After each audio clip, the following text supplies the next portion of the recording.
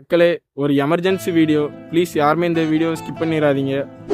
மக்களே, ஒரு ஹெல்ப்போ. எனக்கு இந்த வீடியோ போடுறது கரெக்டாக தப்பானும் தெரியல. ஆனால் எனக்கு ஒரு வழி தெரியல. அம்மாவுக்கு ரொம்ப உடம்பு சரியில்லை. அவங்களுக்கு ஏற்கனவே ஹெர்னியா இருந்துச்சுன்னு சொல்லி நாங்கள் ஆப்ரேஷன் பண்ணியிருந்தோம். போன வருஷம் தான் பண்ணோம். 6 மாதம் பண்ணியிருந்தோம். இப்போ திருப்பி வயிறு வலின்னு சொல்லியிருந்தாங்கன்னு சொல்லி ஸ்கேன் பண்ணி பார்க்கும்போது திருப்பியும் ஹெர்னியா இருக்குன்னு சொல்லிட்டாங்க. திருப்பியும் ஆப்ரேஷன் பண்ண சொல்கிறாங்க. 2 நாளில் திருப்பி பண்ண சொல்கிறாங்க. எனக்கு என்ன பண்ணுறதுனே தெரியல. ஏற்கனவே உள்ளவங்களுக்கு வயிற்று கிழிச்சு 10 மீட்டருக்கு வலை வச்சு தான் தைச்சிருக்கு. இப்போ திருப்பியும் வயிற்று கிழிச்சு 30 மீட்டருக்கு வலை வச்சு தைக்கணும்னு சொல்கிறாங்க. சத்தியமாக எனக்கு என்ன பண்ணுறதுனே தெரியல. உடனே 2 நாளாக 1.5 லட்சம் பார்க்குறதுக்கு நான் எங்கே போகணும்னு தெரியல. இப்போ முடிஞ்ச ஹெல்ப் நீங்கள் பண்ணினா கொஞ்சம் சப்போர்ட்டாக இருக்கும். இந்த வீடியோ போடுறது நான் கரெக்டாக தப்பானும் தெரியல. ஸோ உங்களால் முடிஞ்ச ஹெல்ப் பண்ணுவீங்க நம்புகிறேன். ப்ளீஸ் ப்ரேயர் பண்ணிக்கோங்க. எங்கள் அம்மா எப்படி தாங்குவாங்க எனக்கு ஒன்றுமே தெரியல. சத்தியமாக ரொம்ப பயமாக இருக்கு. எனக்கு என்ன பண்ண போகிறேன்னே தெரியல.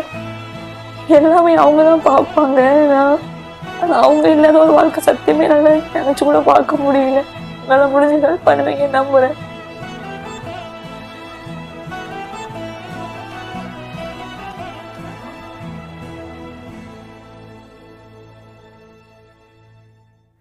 மக்களே, உங்களுக்கு சுபியை பற்றி ஒரு சில விஷயங்கள் சொல்கிறேன். ரீசெண்டாக வந்த மழை வெள்ளத்தினால வயதான தாத்தா பாட்டி வாழ்ந்து வந்த ஒரு வீடு பார்த்திங்கன்னா அந்த மழையினால் ரொம்பவே உடஞ்சி ரொம்பவே சேதமடைஞ்சிருச்சு.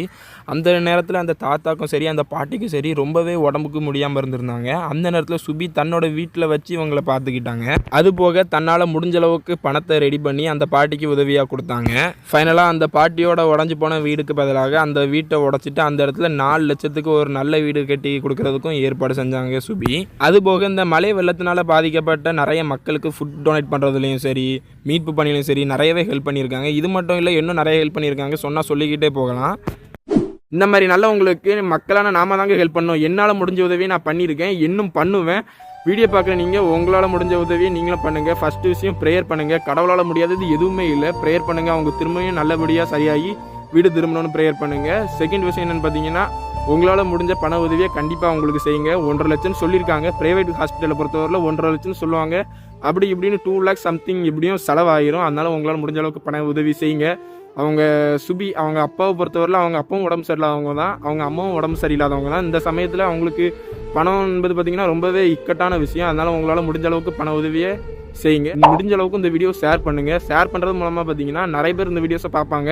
அவங்களால முடிஞ்ச பண உதவியும் சரி கடவுள்கிட்ட ப்ரேயர் பண்ணுறது சரி செய்வாங்க. அது மூலமாக சுபியோட அம்மா நல்லபடியாக சரியாகி வீடு திரும்புவாங்க. எனிவே நல்லா இருப்போம், நல்லது பண்ணுவோம், நல்லதே நடக்கும். பாய் மக்களே.